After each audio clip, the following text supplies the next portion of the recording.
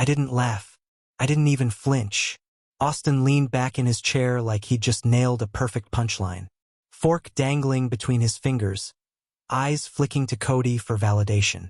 "You're just here to fund our comfort," he said, then let out a low laugh. Not cruel, not sharp, just casual. Like it was true and funny because of how obvious it was. Cody chuckled too. His voice still cracked when he laughed. But it didn't crack that night. He was confident. Confident enough to nod and say, "Yeah, Blake's the fun one. You're just the guy who pays for Netflix." They didn't look at me when they said it. That was the part that stayed with me later. Not the words, those were just the final layer of rot on a house I already knew was sinking, but the way they aimed them without eye contact. Like I wasn't in the room. Like I was a switch on the wall. Something you flip on when the groceries run out or the thermostat reads 66. Carly didn't flinch either. She sipped her wine, kept chewing. Her silence was her complicity. She didn't say, "Hey, that's disrespectful." She didn't say anything. Just reached for the salt, as if her sons hadn't just turned the man who built their roof into a punchline. She used to correct them. She used to say things like, "Be kind, Brian works hard." That stopped about a year ago, right around the time Austin started driving and Cody started calling Blake by his first name like they were frat brothers. That night I just sat there, chewing the same bite of steak for what felt like minutes, watching the two of them devour the meal I paid for, the meal I cooked, the meal I grilled outside while they sat on their phones and ignored me. I had used the spice rub Austin liked, the medium rare he preferred, and he ate it like it was a delivery order, like it just showed up. I've always believed you can measure the health of a family by the dinner table, the way people eat together, the words they use between bites, what's said and what's ignored. By that measure, we were a broken body with functioning limbs, moving, eating, surviving, but dead in the places that matter. My name is Brian. I'm 46. I live in Denver, or I did, with Carly and her two sons from a previous marriage, Austin, 17, and Cody, 15. Blake, their biological father, is the shadow that hovers over everything. He shows up every few weeks, maybe a holiday here and there, maybe a birthday if it fits between flights. He brings gifts, expensive ones, a new iPad once, Jordan's another time, once a weekend trip to LA, just the boys of course. Not Carly, never me, but when something breaks, when a pipe leaks, or a loan form needs a cosigner, or Cody needs braces. That's me. Always me. They don't hide the hierarchy. Blake is the hero. I'm the placeholder. The guy who works overtime and still gets mocked by the very mouths he feeds. At first, I thought I could earn it, their respect, their trust, maybe even their love. I told myself these things take time. Blended families are complicated. Teenagers are cruel by default. I bought groceries, paid for school trips, updated the Wi-Fi, covered their car insurance, dropped them off at friends' houses, tried to be steady. Not flashy, not loud, just there. I waited for them to notice, for Carly to say, "The boys appreciate you," for either of them to say thanks without prompting, for a birthday card with my name spelled right. Instead, I got silence, or worse, jokes. I remember Austin once referring to me as Blake 2.0 without the charisma. He didn't say it to my face. I overheard him on a call with one of his friends. They laughed. I pretended not to hear it. That was months ago. The joke at dinner was worse, because it was in the open, and Carly didn't flinch. Later that night, when the boys had disappeared into their rooms, door shut, headsets on, gaming voices echoing through the drywall, I sat next to Carly on the couch. She was scrolling through something on her phone. I didn't know how to bring it up, so I just asked flatly, "Did that not bother you?" She looked up. "What?" "What Austin said. About me being here to fund their comfort." She paused, just for a second, then shrugged. "He's just being sarcastic. You know how teenagers are."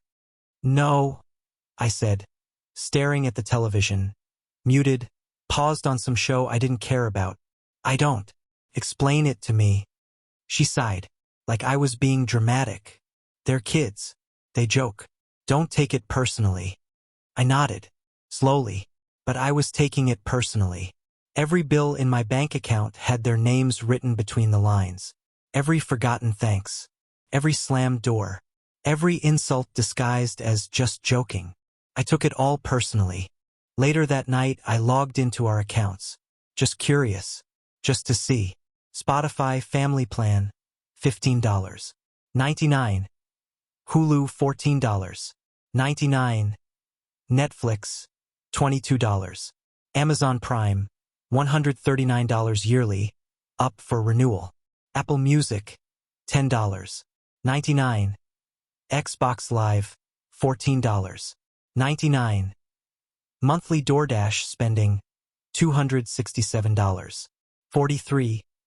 Uber, $89. School lunch account, $63.75. Cody's cleats last month, $120. Austin's gas refill, $55. Phone plans, $185. Household groceries, $520. $1,800. Give or take. All in my name. All on my card. The next day I left for work early. I sat in the car an extra 5 minutes just watching the house. It looked peaceful. Silent. Like a postcard. But I knew what was behind those walls. Roles had been assigned before I ever walked in. Blake, the DNA. The myth. The loophole. Carly, the center. The excuse. Me. The support beam they leaned on and insulted at the same time. I thought of a moment, years ago, when Cody was still young enough to sit beside me on the couch without pulling away. We were watching a movie. I asked him if he liked it. He shrugged and said, "Yeah, but Blake took us to a better one." At the time, I brushed it off, laughed it away. But I've replayed that line more than I care to admit. They were always comparing. Always keeping score even when I wasn't playing the game. Carly stopped pushing back a long time ago. Maybe it was guilt. Maybe it was exhaustion. Or maybe somewhere deep down she agreed with them. After all, she never told them to stop. So I did the math. Literally. I calculated what I was spending, what I was giving, what I was sacrificing. And then I asked myself, what do I get in return? The answer was silence. And jokes at my expense. That night, after everyone went to sleep, I stood in the hallway, staring at their closed doors. I listened to Austin shouting into his mic, laughing with friends. Heard Cody watching some video, volume too high. Heard Carly's bedroom TV buzzing behind the door she didn't bother opening when I got home. I stood there for a long time. Then I turned around, walked back to the living room, sat on the floor, opened my laptop, and started listing out the comforts I could take back. Not out of spite, out of clarity. If I was just the budget, then it was time for an audit. I didn't raise my voice. I didn't throw anything or demand an apology. There were no dramatic speeches, no confrontation at the dinner table. That would have given them too much power, the power of knowing they'd gotten under my skin, that their little joke had landed like a nail in the coffin. Instead, I started a reset. It began with the subscriptions. Spotify was the first. Cancelled. Then Netflix, Apple Music, Hulu, Amazon Prime. Every service they used to pretend the world was better than it was. Gone. I waited for them to notice. I knew they would. That house had been engineered for comfort, for distraction, for numbing. A dozen little conveniences that made their lives frictionless. But I had built that scaffolding. Brick by brick. They thought it was permanent. They thought I was permanent. By morning, the notifications started coming in. Your subscription has been canceled. Payment failed. Your card was declined. Austin came downstairs with his phone in his hand and that same irritated scowl he wore like a second face. Did the internet crash? No, I said. It changed. What? I held up the new Wi-Fi password I had printed on a piece of paper and taped above the router. Not your sponsor 2025. He read it. Read it again. Scoffed. What's that supposed to mean? I didn't answer. Carly called later while I was at work. Hey, weird question. Did you change something on the accounts? No, I said. Nothing by chance. There was a pause. She knew my tone. They're confused, she said carefully. Everything's down. They'll figure it out, I replied. Smart kids. She tried to laugh. I didn't. By day 2, the silence in the house got thicker. There was no DoorDash on the porch. No glowing TVs behind closed doors. No Bluetooth speakers blaring from upstairs. Just tension. A fog of questions no one had the courage to ask. They didn't speak to me. They weren't sure how. For the first time, I was no longer the vending machine. I was the man standing behind it, unplugging wires. By day 3, I had already started packing. I didn't tell Carly. I didn't tell the boys. I just opened drawers late at night and made decisions. What was mine? What I had paid for? What I was taking? I boxed up my tools first. Then my winter clothes. My books. A few photo albums, the ones with no faces in them but mine. I had less than I thought. That was the saddest part. 8 years in that house, and most of what surrounded me had nothing to do with me. The boys' things were everywhere. Shoes left in the hallway, jackets tossed over chairs, headphones coiled around doorknobs, chargers plugged into every outlet. Cody had taken over the den. Austin had transformed the garage into his own personal gym. My office had become a dumping ground for unopened mail and broken appliances. I was a guest in my own space. No, not even a guest. Technician. The guy who keeps the lights on and disappears when they're not needed. So I disappeared. There was no goodbye. No note. No final confrontation. I left on a Tuesday. Took my car. Drove across the city to a small one-bedroom apartment I'd signed the lease for the week before. I had to put down 3 months' rent in advance. My credit had been dragged thin by years of family expenses. But I had a place now. Place that was mine. The next day, Carly texted. Seriously? They're just kids. I read the message in silence. Then I wrote back. They're grown when it's convenient. Especially when they joke about the man who pays for their comfort. No response. A week later, another message. The fridge is empty. Happy now? I didn't reply. I imagined Austin opening the door to a fridge full of air, wondering where the groceries had gone, wondering why DoorDash didn't arrive on time, wondering why no one had filled the tank in the car, wondering who the hell was supposed to take care of things now. I had been the silent engine, the invisible hand, and now the hand was gone. I didn't block their numbers. I didn't need to. They stopped messaging after a while. Because messaging meant acknowledging something they weren't ready to say. That they noticed. That they missed what I provided. That the absence I left was colder than they expected. And that acknowledgement would cost them pride. The same pride they'd weaponized against me. In my new apartment, I ate dinner alone. Not sad, not angry. Just alone. I cooked for myself. I bought only what I needed. I subscribed to nothing. No TV. No streaming. No distractions. Just quiet. Peace is loud when you haven't heard it in years. I hung my tools on the wall in the order I liked. I folded my laundry the way I used to before other people's socks crept into my drawers. I opened the fridge and knew everything in it had been chosen by me. It was a small place, but it didn't smell like resentment. It didn't echo with slammed doors. No one rolled their eyes when I spoke. No one laughed at my name. I became a person again, not a debit card with feet. I thought about Austin's joke. You're just here to fund our comfort. And I thought he was right. But the comfort collapsed the moment the one who built it disappeared. They tried logging into Netflix. Access denied. They tried asking me in person. No one to ask. The house that was once warm got quieter. And the silence this time wasn't mine. The first cracks were invisible. I imagined them back at the house. My old house. Checking their phones, blaming glitches, buffering screens, failed orders, a sudden drop in bandwidth. Maybe Cody unplugged the router. Maybe Austin tried resetting it. Maybe Carly told them to wait it out. But cracks deepen. By week 2, the house wasn't malfunctioning anymore. It was malfunctioning on purpose. They just didn't know it yet. The first call came from Carly's number. I let it go to voicemail. Her voice was tired. Flat. Brian, the boys are confused. You changed the Netflix password, right? Look, I get that you're angry. But we need to talk. Not like this. Not like this. As if silence wasn't the only language they ever taught me. A few days later, another voicemail.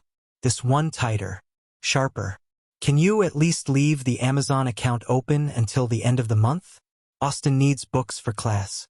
Cody's hoodie order didn't go through. Then another. Okay. Enough. They're teenagers. Teenagers say things. You're the adult. Come on. I stopped listening. I wasn't punishing them.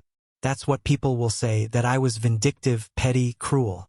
But this wasn't punishment. This was accounting. Every decision has a cost. Every word you say to a man who works 12 hours to buy you silence carries interest. And it compounds. Slowly, invisibly, until the debt becomes unbearable. Austin's words weren't a joke. They were an invoice. I just decided it was time to send one back. It didn't take long for the panic to take shape. My absence was no longer symbolic, it was financial. I had canceled the credit card that linked their Uber rides. Froze the grocery store rewards app they used for discounts. Killed the Spotify family plan. The phone plan that took some effort. I had to sit on hold for hours. But when it finally disconnected, I imagined Cody staring at his no-service bar like it was a personal betrayal. Maybe it was. Maybe it had to be. Carly emailed next. Not text. Not voicemail. Email. Subject. This is serious. Brian, we need to talk. Cody's school lunch account is frozen. He was turned away today. I had to drive over with cash. You should have told me. This isn't fair to him. He's just a kid. Austin's car is due for service and the garage says the account's closed. You closed everything. Is this how you want to do this? Yes. That was the truth. I didn't reply. I knew what was coming next. The realization. The turn. That slow spin when the people you serve forget how to survive without the service. And then 1 week later, Carly showed up. She didn't call first. She didn't knock. She stood outside my apartment door in a coat that looked too thin for the cold and held a grocery bag like it was proof she still belonged in my space. I opened the door. Didn't invite her in. Brian, she said, we can't do this. I looked at her. At the worry behind her eyes. At the way her voice softened like it used to when she still needed me. I already did, I said. She stepped inside anyway. Set the bag on the counter. It had my favorite coffee. A brand I hadn't bought since moving out. She hadn't bought it in years. She used to say it was too bitter. I want to understand, she said. I waited. She looked down at the floor. They're falling apart. You left and everything's falling apart. I stayed quiet. Cody cries at night, she said. Austin won't talk to me. He slammed his laptop when the internet cut off yesterday. He said he can't do his schoolwork. I almost laughed. Not because I found it funny, but because it was so predictable. The moment comfort was taken, they called it chaos. She sat on the edge of my couch. Like a guest. Like someone unsure whether they were allowed to exhale. You know they didn't mean it. I raised an eyebrow. They said they're sorry, she added. Austin wrote you a message. Did he send it? No, she admitted. He didn't know how. I nodded. They never do. She sighed. Look, I know this hasn't been easy. You've done more than you should have. But they're scared now. It's too much, too fast. No, I said.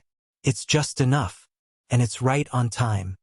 She looked at me, and for the first time in years really looked. Like she finally saw the man who had been bleeding behind the drywall of her marriage. I'm not asking you to come back, she said. I don't know what to do. I leaned against the counter. My voice was calm, steady. You weren't supposed to do anything. That was the problem. What? For 8 years, I was the one who filled the silence, paid the bills, took the punches. You let them spit in my face, then asked me to smile for the holiday photos. You called it patience. I called it survival. She didn't speak. She didn't argue, because she knew. Now, I continued, they get to feel what I felt. They get to wake up and wonder what happens when the man who does everything decides to do nothing. She wiped her eyes. Not with drama, with quiet shame. They're just boys, she whispered. I shook my head.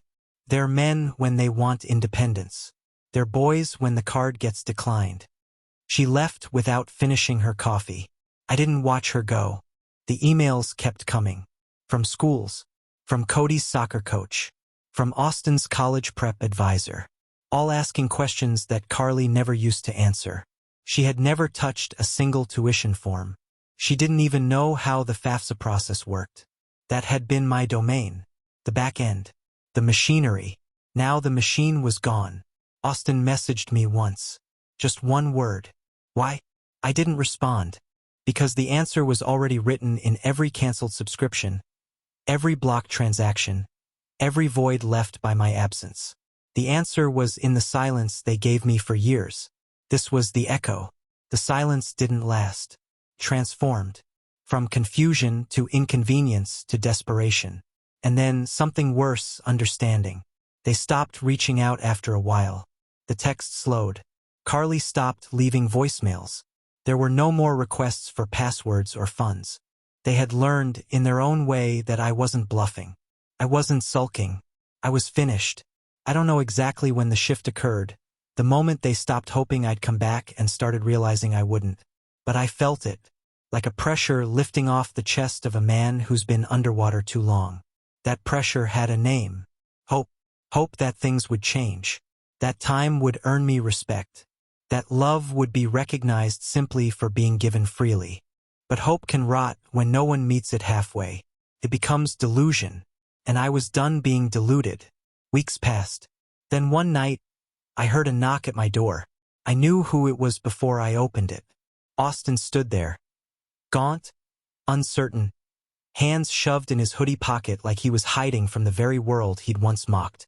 He didn't ask to come in. He just stood on the threshold, breathing like each word would cost him something. I get it now, he said. I didn't move. He looked down. Cody's not doing great. Mom's working extra shifts. We had to sell the car. I nodded.